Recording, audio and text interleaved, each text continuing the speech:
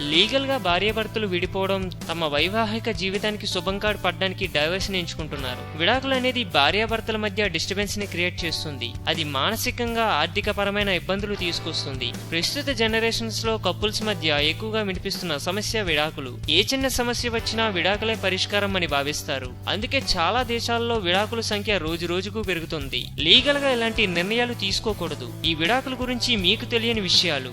మహిళలే. అర్బన్ ఇండియాలో దాదాపు 60% పెళ్లిళ్లు ఫెయిల్ అవుతున్నాయి. అందులోనూ చాలా మంది విడాకుల కోసం మహిళలే కేసు పెడుతున్నారట. సర్వే.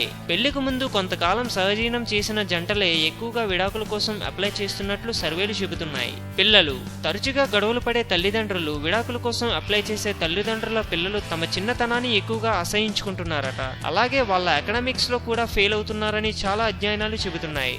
మళ్ళీ మరో ఆశ్చర్యకర ఫ్యాక్ట్ ఏంటంటే 5% మంది జంటలు విడాకులతో విడిపోయిన తర్వాత 5 ఏళ్లకు మళ్లీ పెళ్లి చేసుకుంటున్నారట. డిప్రెషన్.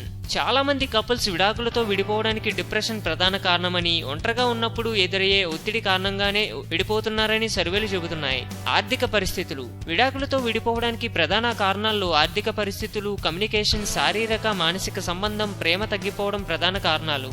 బానిసలుగా. విడాకుల తర్వాత చాలా మంది మగవాళ్లు తాగుడికి బానిసలవుతున్నారని స్టడీస్ చెబుతున్నాయి. భార్యతో విడిపోయిన తర్వాత ఎక్కువగా ఆల్కహాల్ తీసుకోవడానికి అలవాటు పడిపోతున్నారట. మీరు ఈ వీడియో గురించి ఏం చెప్పాలంటే కామెంట్ పోస్ట్ చేయండి. చివరిగా సబ్స్క్రైబ్ చేయడం మాత్రం మర్చిపోకండి.